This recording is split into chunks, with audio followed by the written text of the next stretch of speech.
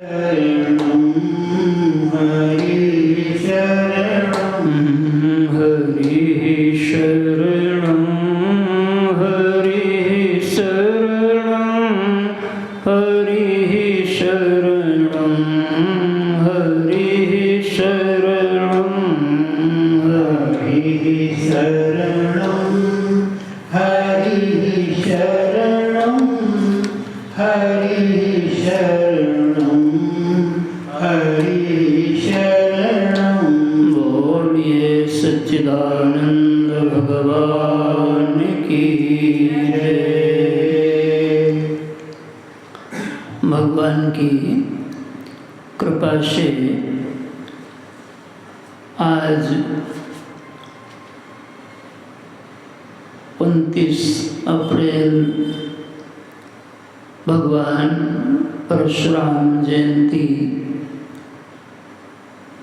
से यह स्वाध्याय सत्र का पावन शुभारंभ हो रहा है।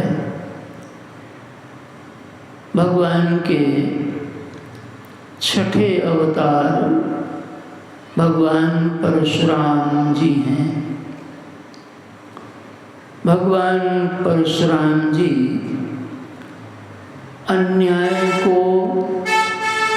अन्याय की भाषा में जवाब देने के मूर्ति मंत्र भगवान हैं। कहते हैं कि परशुराम जी के पिता महर्षि जमदग्नि और उनकी माता रेणुकांबा आश्रम में रह रहे थे। उसी दरमियान है वंश का कार्तवीर्य सहस्त्रार्जुन, जिसका नाम था राजा का, उसका आगमन हुआ। इनका वैभव, इनका प्रबंधन देखकर इनके पास जो नंदिनी गोमाता का वंश गोमैया थी, उनको बलात् ले जाने की कोशिश किया।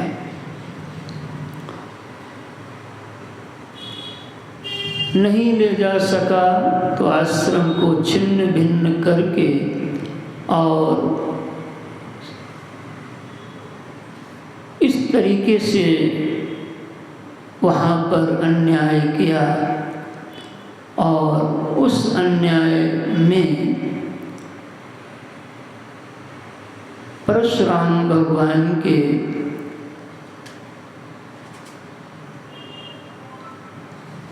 पिता के ऊपर एक बहुत गहरा दुख हुआ।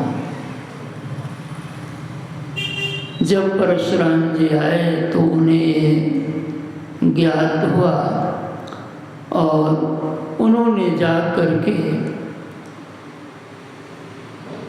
जो कार्तवीर्य सहस्त्रार्जुन राजा था उसको उन्होंने वध किया। बाद में उनके जो पुत्र थे वह प्रतिशोध करने के लिए आए और महर्षि जमदग्नि का वध करते हैं।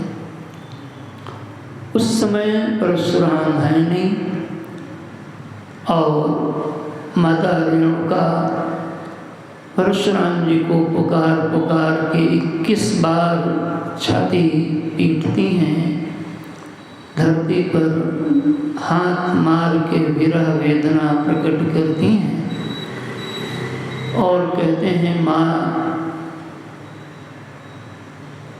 जमदग्नि महाराज की चिता के साथ ही उन्होंने अपने जीवन को सती रूप में पूर्ण किया। परशुराम जी ने इसका बदला लेने के लिए सभी को नहीं, लेकिन उस वंश के जो अन्यायी राजा लोग थे उन्होंने 21 बार उनके मान मर्दन किया और जो भी उनका राज्य था वह श्रेष्ठ लोगों को वहीं पर दान दे दिया।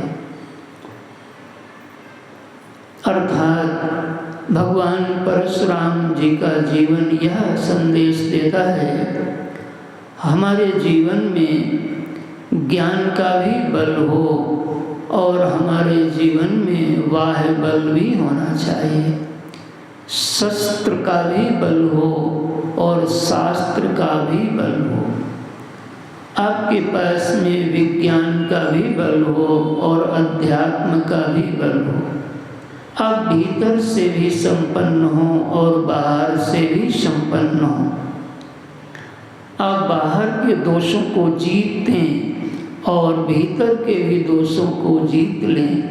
यह संदेश भगवान परशुराम जी के जीवन से हम सबको प्राप्त होता है। उनके चरणों में पुनः प्रणाम करते हुए हम आप अपने विषय की ओर बढ़ते हैं।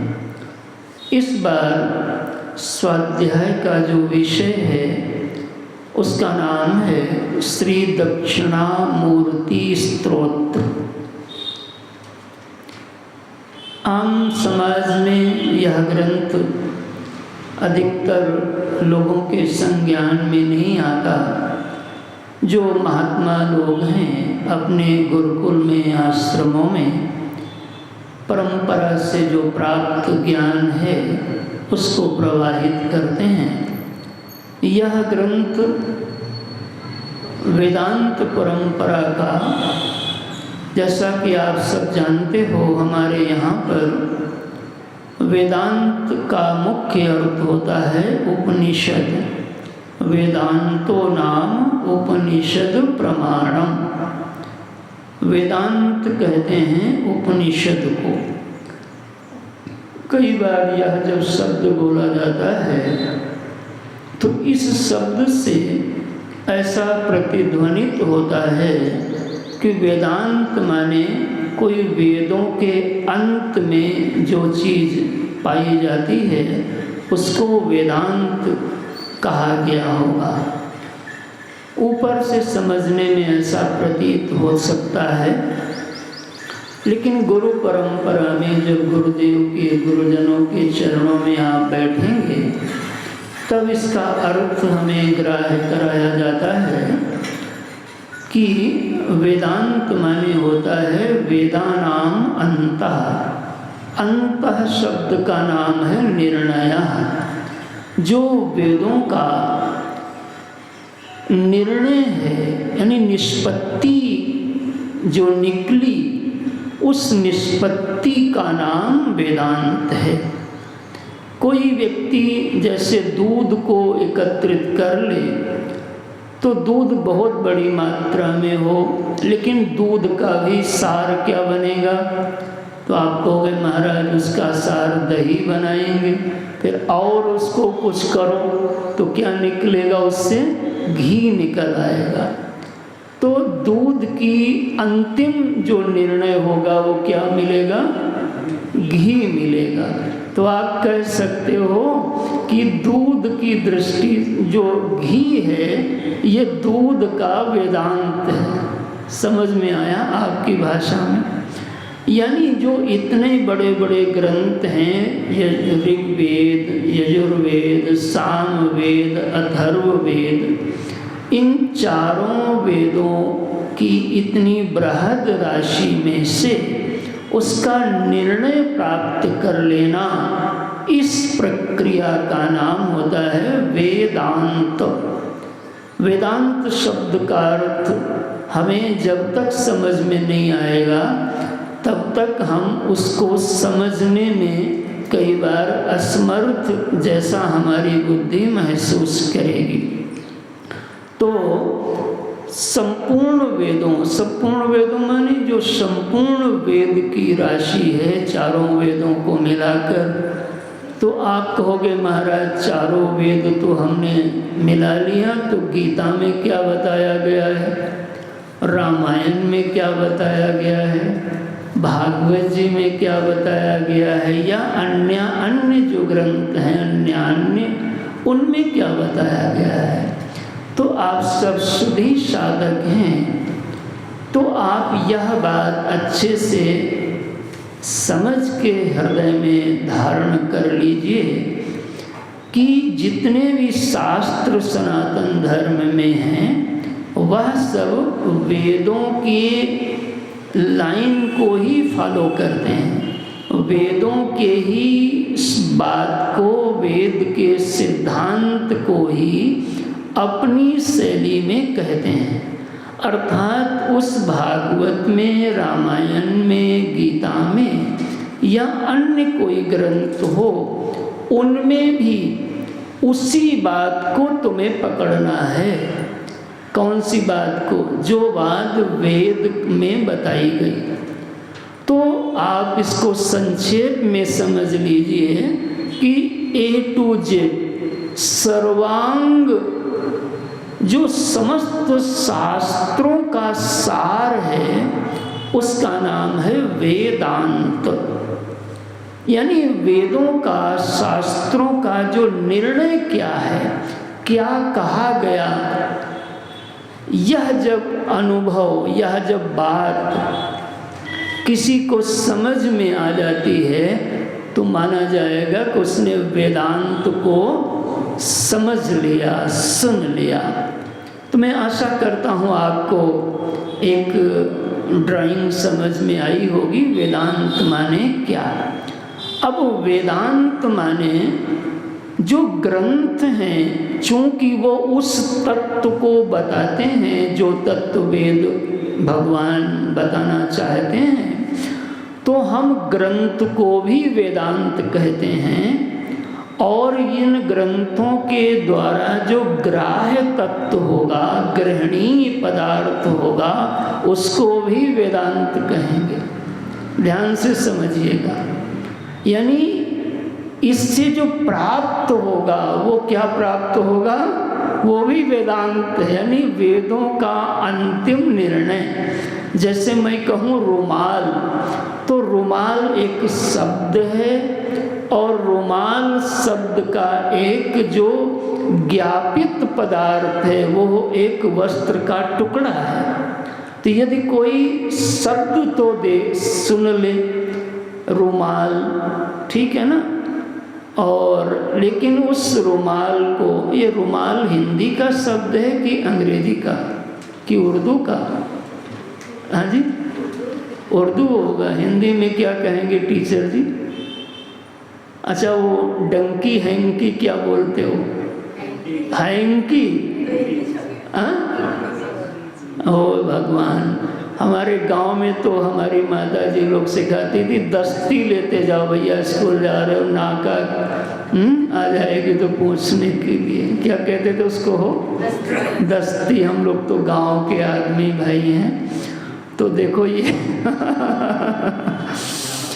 तो समग्र शास्त्रों का जो तात्पर्य है, उस तत्व को जो बताने वाले ग्रंथ हैं उनको हम वेदांत कहते हैं। तो यह जो ग्रंथ जिस पर हम आप चर्चा करेंगे, ये वेदांत का ग्रंथ है। वेदांत के ग्रंथों में प्रायः 3 प्रकार के ग्रंथ, मूल तो उपनिषद हैं, लेकिन जब हम उन उपनिषदों को समझने के लिए जो सहायक ग्रंथ हैं, जिनको हम प्रकरण ग्रंथ कहते हैं।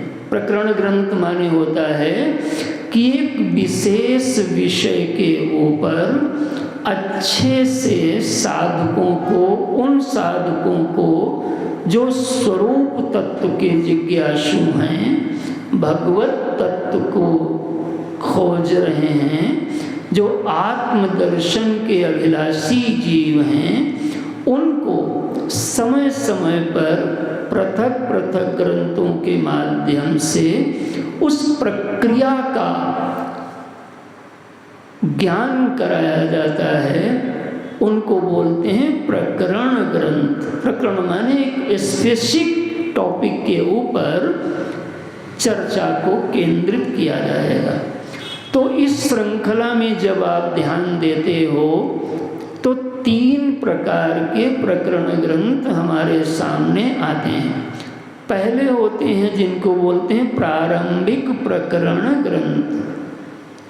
प्रारंभिक प्रकरण ग्रंथ में जैसे आप सबने तत्वबोध पढ़ा है, आत्मबोध भी पढ़ा है, तो ये सब जो ग्रंथ हैं इनमें हमको प्रारंभ की चीज बताई जाएगी। अब यदि कोई इन ग्रंथों का स्वाध्याय नहीं किया होगा तो उसको आगे की कक्षा का जो विषय होगा उसको ग्राह्य करने में उसकी बुद्धि को कठिनाई का अनुभव होगा, क्योंकि उसको ज्ञान पूर्व के कक्षा का नहीं है। अब तत्वबोध में आपको ये पढ़ाया जा चुका है कि वेदांत दर्शन, वेदांत के ग्रंथों का जो अधिकारी है, जो श्रोता है, जो शिष्य है, उसकी बेसिक योग्यता साधन चतुष्टय संपन्न होना चाहिए। अब यदि आप ये सुने बैठे हैं तो हम आशा करेंगे कि आप में साधन चतुष्टय होगा, आपने कमाया होगा इतने दिनों में। अब साधन चतुष्टय में 4 चीजें बताई जाती हैं। पहला विवेक, दूसरा वैराग्य, तीसरा सम आदि सद संपत्ति यानी सम दम उपरति तितिक्षा श्रद्धा समाधान, और चौथा होता है मुमुक्षुत्वम। तो ये सुन करके केवल सुनना नहीं है, बल्कि यह गुण जीव मात्र के, मनुष्य मात्र के अंतःकरण में कम ज़्यादा मात्रा में विद्यमान रहते हैं। इनको हमको बढ़ाना है, इसमें खाद पानी दे करके। जब आप नित्य पूजन करते हो, जप करते हो, ध्यान करते हो, स्वाध्याय करते हो, तो यही इन गुणों के वर्धन का खाद और पानी होता है। यदि आप दान करते हो, धर्म पर चलते हो, तीर्थ व्रत करते हो, अपने कर्तव्य का पालन करते हो, तो यही इन गुणों के बढ़ाने का खाद पानी और हवा आदि है। अगर आप इन सब चीज़ों से विभूषित हो तो आप साधन चतुष्टय से विभूषित हो जाओगे।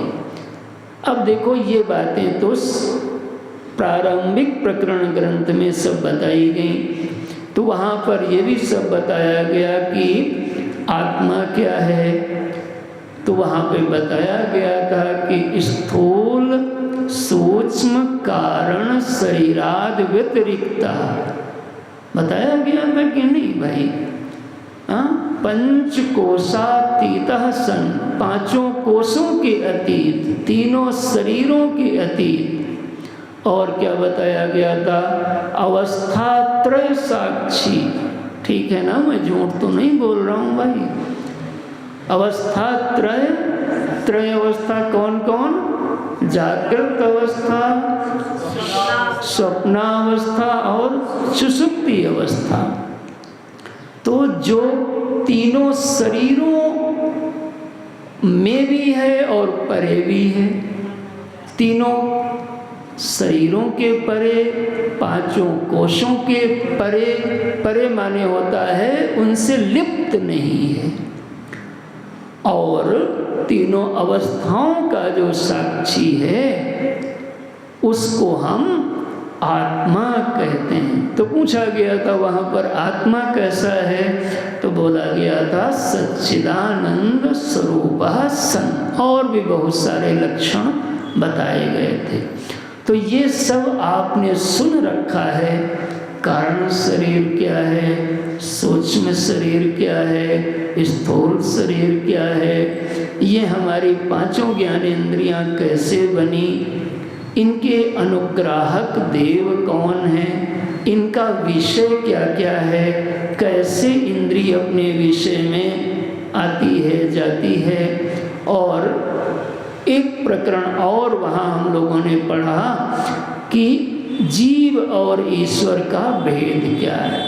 तो वहाँ बताया गया था ईश्वर और जीव के बीच में अविद्या और माया का भेद है। वह जो ब्रह्म चैतन्य सत्ता है अविद्या की उपाधि से जीव भाषित हो जाता है और माया की उपाधि से ईश्वर भाषित हो जाता है। तो उसमें एक भी दिखाया गया था। तो देखो ये प्रारंभिक प्रकरण ग्रंथ की मैं चर्चा कुछ आपके सामने कर रहा हूँ। तो ये सब आशा है गुरु को, आचार्य को कि आपने अच्छे से पचाया होगा, सजाया होगा अपने हृदय के सिंहासन पर, और आपने प्यार किया होगा उन वचनों से जो गुरुमुख से आपने सुना होगा। तो यही वचन आपको फिर भाव सागर से पार ले जाएंगे, चिंता न करिएगा। तो ये मैंने देखो थोड़ी सी चर्चा आपको बताया कि ये जो वेदांत का ग्रंथ जिस पर हम आप स्वाध्याय इस सत्र में करेंगे उसका स्तर क्या है उसको बताने के लिए ये मैं बात समझा रहा हूँ कि वेदांत को समझने के लिए प्रारंभ में प्रकरण ग्रंथ को समझना आवश्यक होता है। उनमें 3 भेद बताया गया। प्रारंभिक प्रकरण ग्रंथ, दूसरे हैं जिसको बोलते हैं मध्यम प्रकरण ग्रंथ। प्रारंभिक नहीं, मध्य के हैं। मध्य माने जो प्रारंभ के बाद पढ़ाए जाते हैं। विवेक चूड़ामणि है ना। अब उसमें बहुत सारे और ग्रंथ सब पढ़ेंगे। वेदांत सार को पढ़िए, तमाम और छोटे मोटे सब ग्रंथ उसमें पढ़े जाएंगे। ये सब के सब क्या आ जाएगा, मध्यम में आ जाएगा। फिर आएंगे प्रौढ़ प्रकरण ग्रंथ। ये भी प्रकरण ग्रंथ हैं जिसमें पंचदशी हो जाएगा, मनीषा पंचकम हो जाएंगे, अद्वैत मकरंद भी तो पढ़े हो, दृग दृश्य विवेक, आहा पढ़ा है ना भाई तुम लोगों ने। दृग दृश्य कुछ याद है कि सब हम ही को याद करना है? आपने ठेका दे रखा है कि महाराज आप ही याद करो। तो देखो दृग दृश्य विवेक कैसा सुंदर ग्रंथ का, हमें लगता हरिद्वार के आयोजन में भी वहाँ भी शायद वहीं पढ़ा गया था।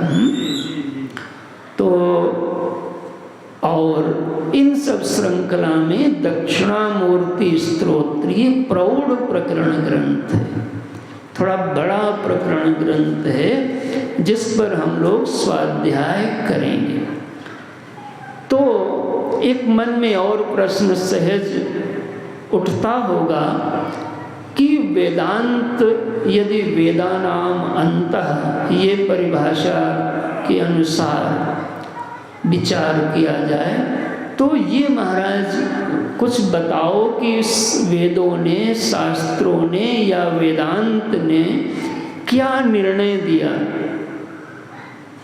मतलब पहले उत्तर माला बता दो, फिर हम सवाल हल करने की प्रक्रिया सीखेंगे।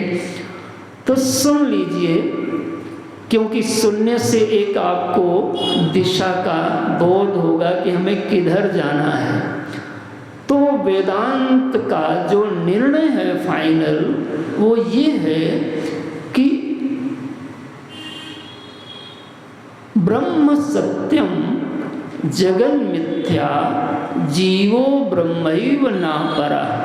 ये 3 लाइन में सारे शास्त्रों का निर्णय है। जैसे एक बहुत बड़े घी के भगोना में आपने उसको वो दूध रखा था और फिर दही बनाया, और फिर उसी को छोटे जब घी बनाया तो छोटे से डिब्बे में आ गया। तो आपने कहा ये जो वो बाल्टी भर दूध रखा था महाराज, ये वही शीशी में दूध है, उसका घी है तो देखो समग्र शास्त्रों का जब निर्णय, निष्पत्ति, निगमन, अंतिम क्या कहा गया, ये खोज हमारे महापुरुषों ने किया। तो हमारे आचार्यों ने 3 लाइन में बात को कह दिया। पहली बात, ब्रह्म सत्यम, ब्रह्म सत्य है।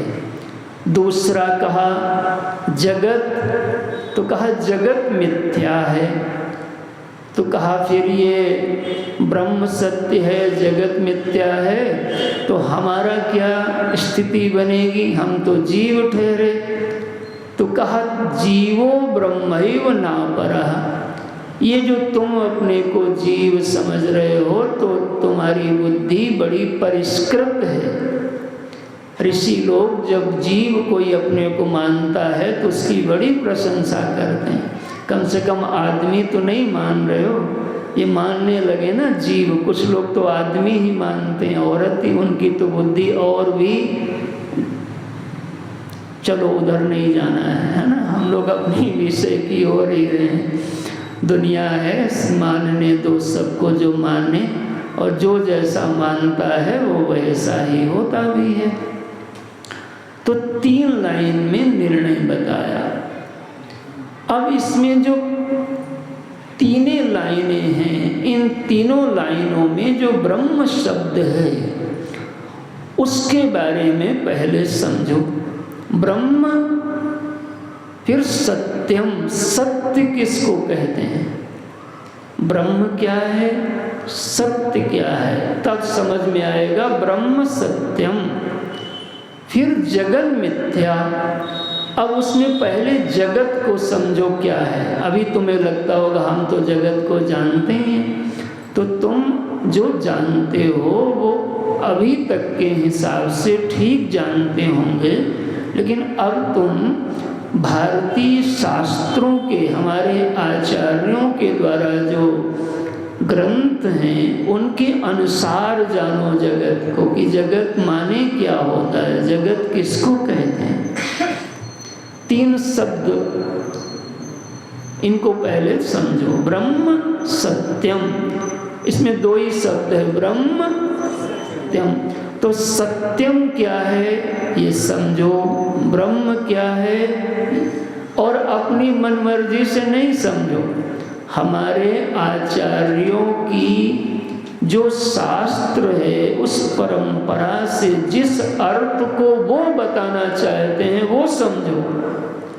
उनकी दृष्टि में सत्य माने क्या होता है। तो ब्रह्म सत्यम, जगन मिथ्या। पहले जगत क्या है ये समझो, फिर मिथ्या किसको कहते हैं ये समझो। जीवो ब्रह्मैव नापरः, ये 3री लाइन है। जीव और ब्रह्म, ये परः माने होता है परतः, यानी दूसरा नहीं है। जीव और ब्रह्म 2 नहीं है, मतलब एक होंगे। तो कहा हमने ये कहा एक है, हमने कहा अलग नहीं है। तो अलग का मतलब हम लोग हिंदी में ये लगाते हैं कि एक होंगे, लेकिन जब हमारे शास्त्र की दृष्टि से विचार करोगे तो एक उसको कहा जाता है जिसकी सीमाओं को आप देख लेते हो, उसको एक कहते हो। जैसे ये फूल है तो कितने हैं? एक है। क्यों? क्योंकि आपने इसकी चारों तरफ सीमा को देख लिया। तो जिसको आप देख लेते हो चारों तरफ से वो एक होता है। लेकिन कोई ऐसी चीज हो जिसकी आप सीमाओं को ना देख पाओ तो कितना गिनोगे? उसको एक नहीं बोलते, उसको अनेक भी नहीं बोल सकते।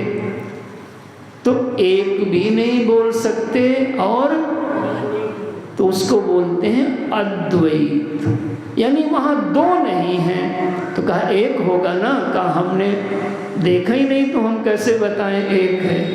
हम ये जान गए कि वहाँ 2 हमें नहीं 2 मिले, बाकी आप खोजो अपना भैया जा करके।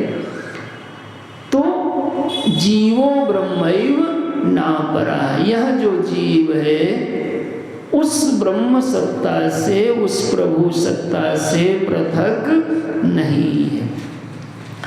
तो ये वेदांत दर्शन, यह वेदांत के ग्रंथों के चिंतन का मूल आधार बनता है। हम सब लोग यहाँ पर जिस ग्रंथ का चिंतन कर रहे हैं, उस ग्रंथ के मूल में भी इन्हीं वेदांत के सिद्धांत को ही रख करके ग्रंथ की प्रवृत्ति देखी जाएगी। सबसे पहले आप उस चीज को समझो जिस चीज का आपको अनुभव है, जिस चीज को आप जानते हो, जिस चीज को आप महसूस करते हो। इसको कहते हैं कि यात्रा हमेशा ज्ञात से होती है, ज्ञात से अज्ञात की यात्रा होती है। यानी जहाँ हम खड़े होते हैं हम वहीं से चलते हैं। तो आप कहाँ पर खड़े हो अभी? तो कहा हम तो अभी महाराज जगत में खड़े हो कि संसार में। लो, अब हमने और दो शब्द बोल के आपके मन में संशय डाल दिया। अच्छा, विश्व में खड़े हो कि जगत में खड़े हो कि संसार में खड़े हो? लो महाराज चिंतन करिएगा जा करके, हम धीरे धीरे आएंगे उन चीज़ों के ऊपर। लेकिन आप जहाँ भी खड़े हो, अभी कहाँ खड़े हो इस पर हम ध्यान तुम्हारा नहीं ले जा रहे हैं। अभी ध्यान इस पर ले जाओ कि खड़ा कौन है, यानी है कौन। तो आप ये तो मानोगे कि आप हो कि नहीं मानोगे? आप नहीं हो कि नहीं हो? आप स्त्री हो कि जीव हो कि ब्रह्म हो? आप स्त्री हो ये तो आपने मान ही लिया है, बिल्कुल, है ना। आप पुरुष हो ये तो आपने मान ही लिया है। इसमें हमें कुछ उपदेश करने की जरूरत है नहीं है। अच्छा, तो चलो आप स्त्री हो या आप पुरुष हो, आपका ये नाम है, हमें इसमें कोई दिक्कत नहीं। हमें ध्यान आपका इस बात की ओर दिलाना है कि चाहे आप स्त्री हो, चाहे आप पुरुष हो, चाहे आप गरीब हो, चाहे आप अमीर हो, चाहे आप स्वस्थ हो, चाहे आप कुछ भी हो, लेकिन आप होंगे तभी कुछ होगा। पकड़ में आया? आपके बिना स्त्री होगी, आपके बिना पुरुष होगा, आपके बिना सुख होगा। थोड़ा भाई बोलो तो, मुस्कुराओ तो आप। अच्छा, आपके बिना सुख होगा और दुख वो भी नहीं होगा। आपके बिना धन, आपके बिना पत्नी, पति, बेटा, यानी कुछ भी होगा उससे पहले कौन होना चाहिए? मैं होना चाहिए। शाबाश, ये बात समझ में पहले पकड़ो। इसको समझने में कोई कष्ट तो नहीं? थोड़ी मोड़ी उड़ी हिला तो मैं उसी धरातल से पढ़ाना शुरू करूं, यानी यहाँ से हमें कोई दिक्कत नहीं है। तो इस मैं को आप जानते हो ना, थोड़ा मोड़ी उड़ी तो भाई हिलाते रहो, हमें जैसे लगे कि आपको समझ में आ रहा। अच्छा, ये जो मैं है हमेशा सुखी रहता है? नहीं। तो हमेशा दुखी रहता है? नहीं। हमेशा सोता रहता है? हमेशा जगा रहता है? अच्छा, तो ये मैं जवान हुआ,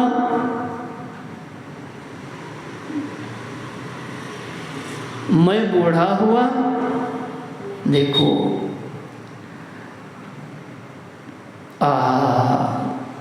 ये मैंने बताया ना, ये सारे शास्त्रों का निचोड़ है।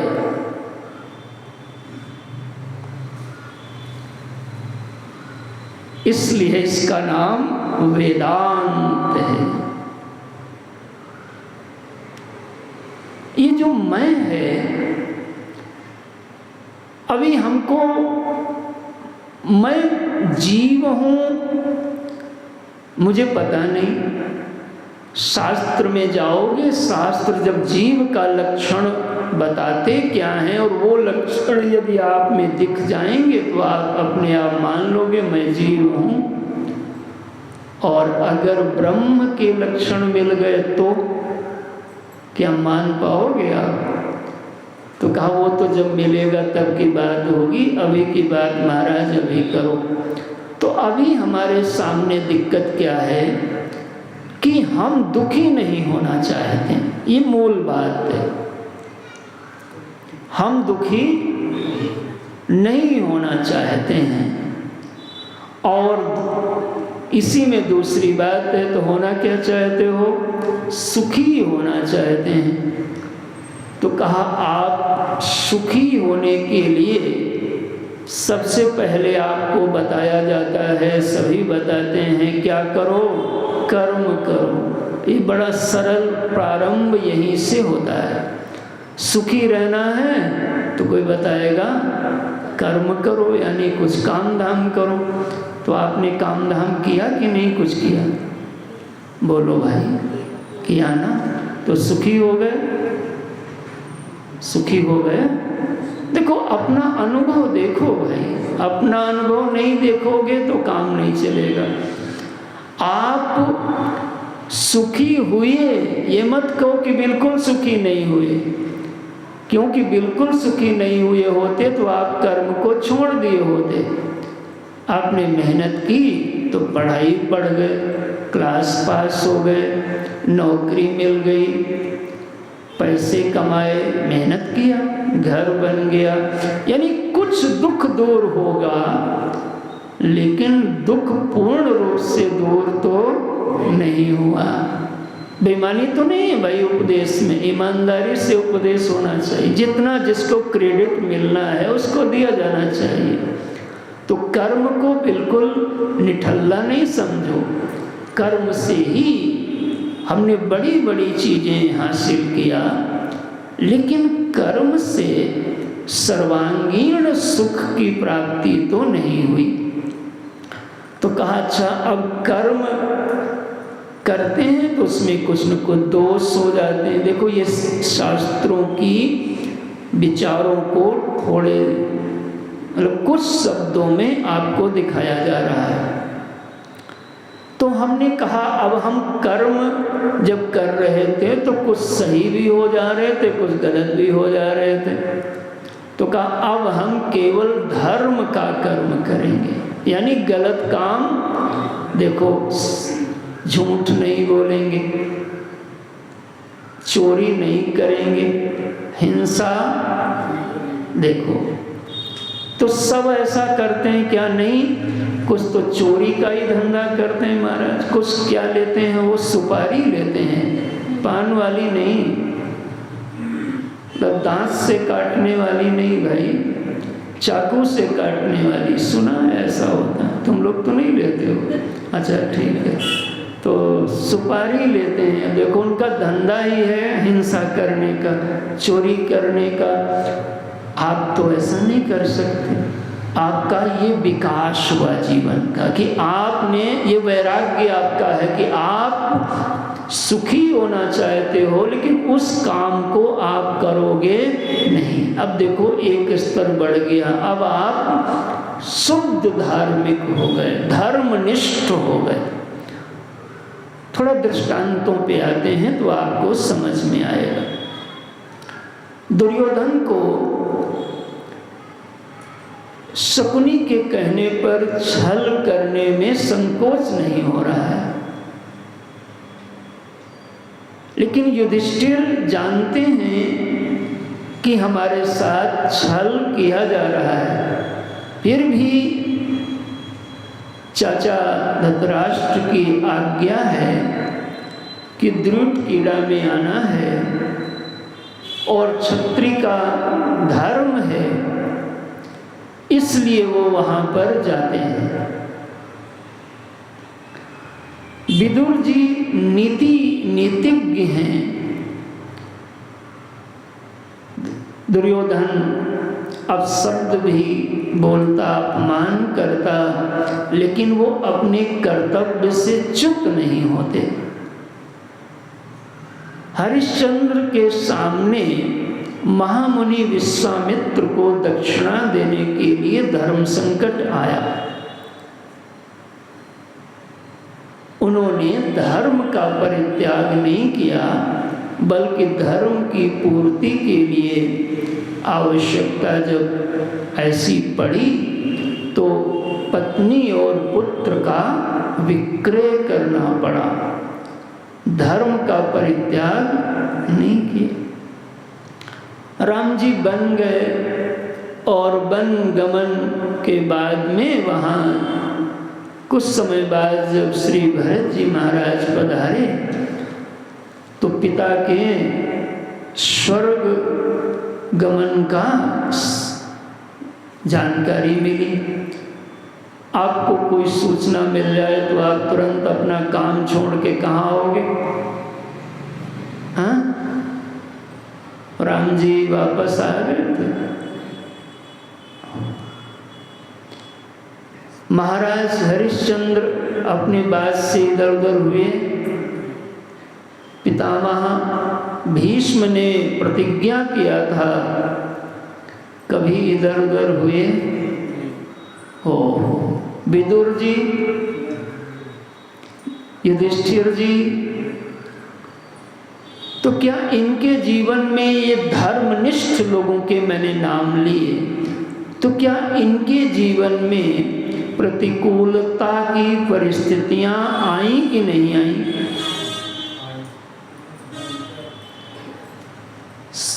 मन को जगा के बैठो, परिस्थितियां आई। इसका मतलब ये हुआ कि हम हरिश्चंद्र के इतने तो धार्मिक नहीं हैं कि अब पत्नी को बेच पाएं।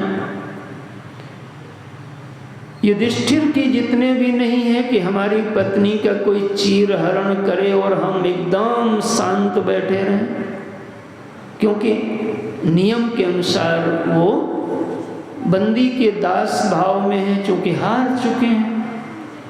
ये धर्म का बंधन है। लेकिन उनके जीवन में भी प्रतिकूलता की परिस्थितियां आई, लेकिन धर्म का परित्याग नहीं किया। इसका फल क्या हुआ कि दुखद परिस्थितियों के आने पर भी, अच्छा दुर्योधन ज्यादा परेशान रहता था कि युधिष्ठिर जी? बोलो, दुर्योधन परिस्थितियां किसकी बाहे अनुकूल दिखाई पड़ती थी, दुर्योधन की कि युधिष्ठिर जी की? महल में कौन रहा? दुर्योधन, वन में युधिष्ठिर जी। लेकिन मन शांत किसका है? युधिष्ठिर का। ये है धर्मनिष्ठा। धर्मनिष्ठ जीवन का कर्म, केवल कर्म करने से भी आपको कर्म फल मिलेगा, लेकिन वह कर्म फल कर्तृत्वाभिमान, कर्माभिमान और उसके जो फल आदि जिस तरीके के होंगे उन सब से बंधन को देने वाला हो जाएगा। उसी में यदि धर्म की निष्ठा आपने बना ली तो आपके जीवन में ये ध्यान रहेगा कि हमारी परिस्थिति भले ही अनुकूल ना हो, लेकिन धर्म हमारे लिए अनुकूल हो। और इसका फल ये है कि चाहे विदुर जी हों, चाहे महाराज हरिश्चंद्र हों, चाहे महाराज युधिष्ठिर हों, इन सब का जीवन सफल हुआ। क्या बोलोगे? इन सब का जीवन सफल हुआ। मतलब क्या है? मतलब यह है कि यदि तुम्हारे जीवन में धर्म निष्ठा हो गई तो धर्म निष्ठा ही भगवत निष्ठा का नींव बनेगी, पूर्व सीढ़ी बनेगी। जब तक जीव धर्माधिकारी नहीं बनता है, धर्म को नहीं धारण करता है, तब तक उसके जीवन में स्वरूप बोध, मैं कौन हूँ, कहाँ से आया हूँ, यह सब जानने की जिज्ञासा का जन्म ही नहीं होगा, नंबर 1। और बिना जिज्ञासा के जन्म के जाना जा पाना संभव नहीं होता। इसलिए विदुर जी भी को भगवान स्वयं उद्धव जी महाराज को संदेश देकर के प्रभु सुधाम गए कि उद्धव, हमारे भक्त कहीं विदुर जी मिल जाएं तो उनको कहना मैत्रेयी ऋषि के पास जाकर के भागवत सार का, भागवत धर्म का उपदेश ग्रहण करें। इतने बड़े नीतिज्ञ विदुर जी, उनको क्या जरूरत है? जरूरत है। अभी उन्होंने धर्म को जाना है, लेकिन अभी मैं क्या हूं उसको बोलो उसको नहीं जाना है। और जब तक मैं क्या हूं ये नहीं जान पाओगे, तब तक ना भगवान को जान पाओगे और तब तक ना दुखों से सदा के लिए, सर्वदा के लिए छूट पाओगे। भागवत जी में दृष्टांत आता है कि भगवान कपिल करदम ऋषि के यहाँ देवहूति अम्बा के आंगन में पधारे और करदम ऋषि उनका तिलक बंधन किया, प्रदक्षिणा किया और कहा, प्रभु हम जा रहे हैं आराधना के लिए। तो बड़ी हंसी भी आती है कि घर में भगवान आए और वो कहाँ जा रहे हैं छोड़ करके।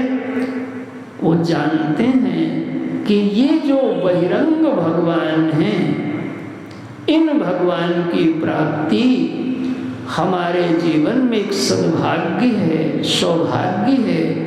लेकिन जो स्वरूपस्थ भगवान है मैं के रूप में, जब तक मैं उनको नहीं जानूंगा तब तक इनके मिलने से हमारा काम पूरा नहीं होगा।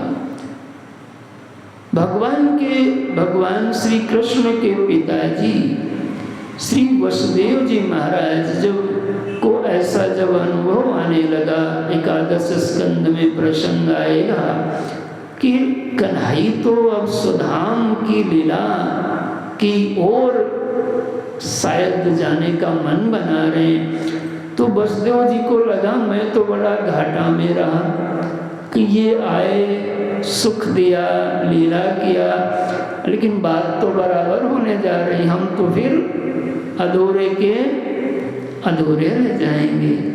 तब भगवान ने उनकी जिज्ञासा को ध्यान में रख के गुरुदेव नारद जी का आगमन का रचना बनवाई और उन्हें मैं क्या हूँ, ये कृष्ण आत्मा क्या है, रामात्मा क्या है, जो सब में रम रहा है वो राम कैसा है, जो सबको खींच रहा है वो कृष्ण कैसा है, जो सबका कल्याण कर रहे हैं वो शिव कैसे हैं। इसका जो यह प्रबोध की इच्छा धर्मवान जीव के अंतःकरण में जगती है। कुटिल, लोभी, लालची, छली, प्रपंची अंतःकरण में जगत की, संसार की इच्छाओं का तो बीजांकुरण होता है, लेकिन इस प्रकार की इच्छाओं का जन्म ही नहीं होता। इसलिए मेरे भक्तजनों, वेदांत के इस सुंदर ग्रंथ में प्रवेश करने के लिए हमें साधन चतुष्टय से संपन्न होते हुए प्रारंभ के प्रकरण ग्रंथों का मनन करते हुए और अपने जीवन में धर्म निष्ठा को जागृत करने का फल होगा कि यह जो ग्रंथ है वो हमारे जीवन के लिए वरदान बन जाएगा। हम शनै शनै प्रवेश करेंगे।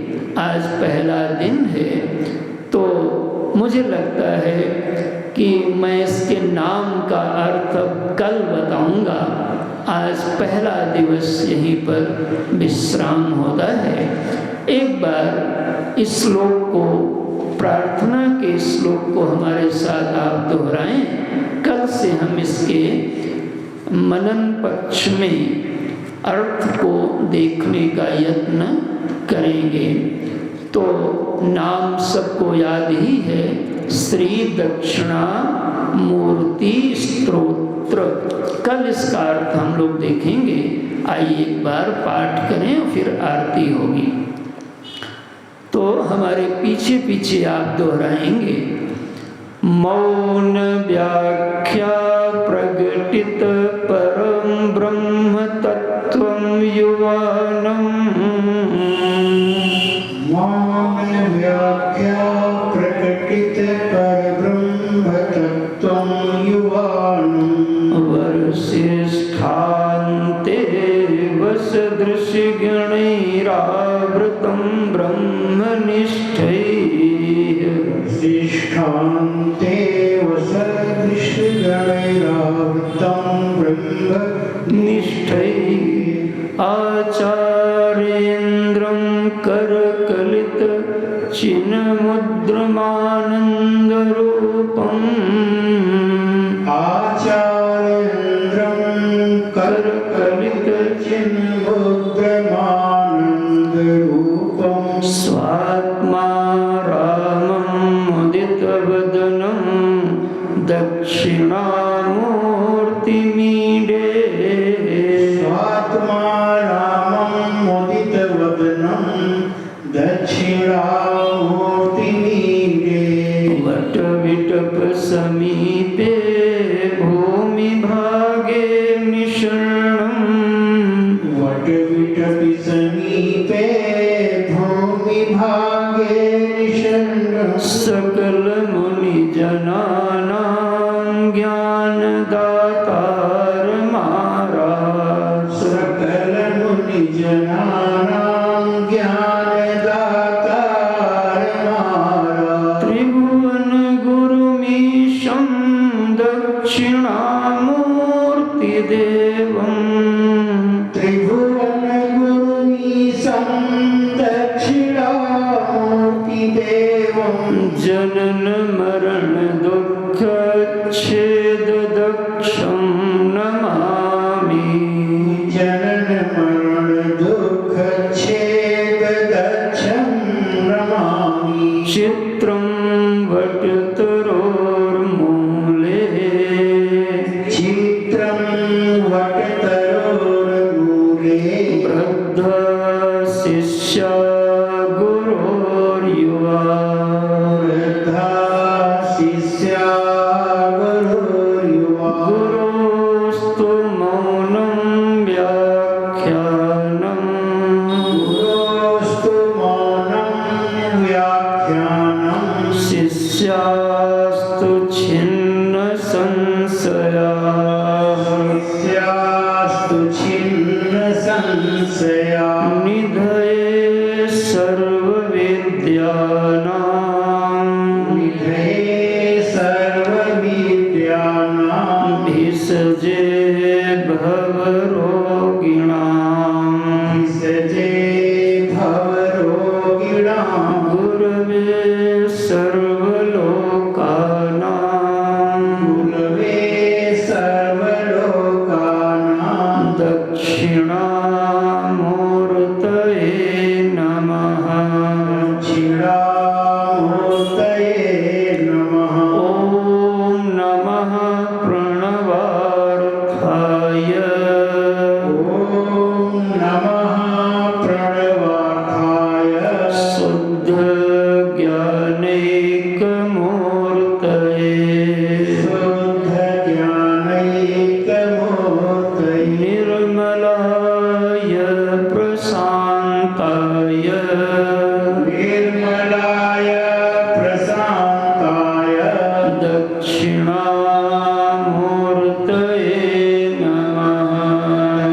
पीड़ा